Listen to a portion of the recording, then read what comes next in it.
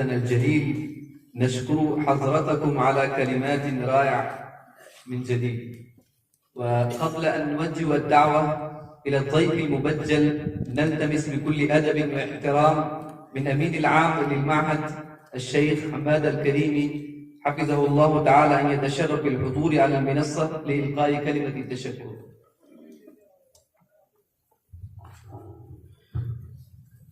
كلمة الشكر والامتنان لمسؤول إدارة مركز المعارف جودهپور راجستان الهند اعترافا وتقديرا لخدماتهم لدورة المعهد الإسلامي العربي لعموم الهند بمناسبة الحفلة الافتتاحية للدورة التدريبية العاشرة المنعقدة ما بين 8 من مارس إلى 2 من أبريل سنة 23 و2000 من الميلاد. الحمد لله رب العالمين، والصلاة والسلام على محمد بن عبد الله الأمين وعلى آله وصحبه أجمعين، وبعد.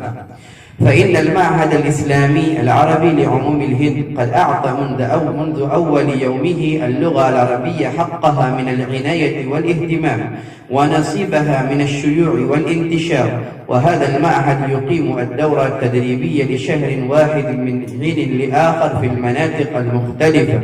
وبمناسبة عقدها هذه الدورة العاشرة في رحابكم العلمي التربوي في إدارة مركز المعارف جودهپور بولاية راجستان، يطيب للمعهد الإسلامي العربي أن يتقدم إلى حضراتكم ولا سيما إلى فضيلة الشيخ نصير الدين القاسمي حفظه الله ورعاه بهذا الوسام التذكاري وبهذه الكلمة الوجيزة المتواضعة تقديرا لجهودكم الحثيثة التي بذلتموها للمعهد الذي لم يزل حديث العهد بالتأسيس والبناء وما قدمتموها له من تضحيات جسام.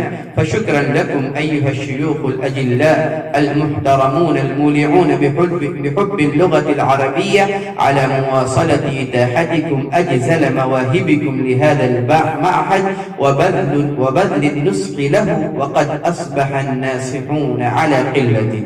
أيها الشيوخ، كان من حق المعهد أن يهدي إليكم أجزل كلمات الامتنان والتقدير على بث السرور والرغبة في طلاب اللغة العربية وعطشان العلم والأدب عن طريق توفير كافة التسهيلات اللازمة من الوحدات السكنية المريحة والفصول الدراسية الهادية ووجبات الغذاء اللذيذة وتكوين الجو العلمي العربي، وكل ذلك برحابة صدر وطيب نفس وبغاية من الإخلاص لله تعالى. فما يوجب علينا إسداء الشكر لكم، فلقد أسديتم خدماتكم الكريمة ووهبتم ما لديكم من الكفاءات العالية والوسائل الحديثة، ووقفتم كل ما تملكونه من النفس والنفيس لسقي هذا الزرع النابت وهذه البذرة الضعيفة التي لم تزل في مرحلة النمو والتطور. فلا يزال فضلكم يرجع إلى هذا المعهد بالغا ما بلغ كائنا ما كان.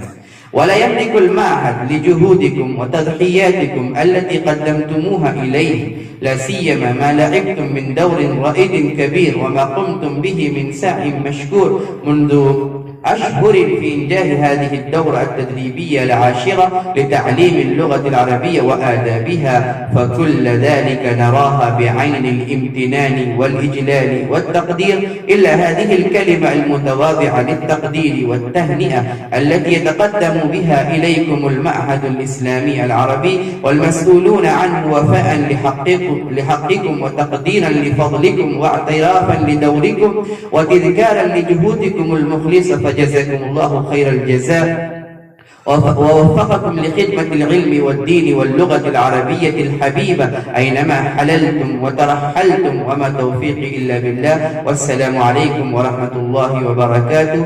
المخلص محمد شرف عالم الكريم القاسمي، رئيس المعهد الإسلامي العربي لعموم الهند، وهو الآن في طريقه إلى الحرمين الشريفين، وهذه كلماته منه إلى مدير هذه المؤسسة. ونلتمس من رئيس هذه الحفلة أن يقدمها إلى مؤسس هذه المؤسسة.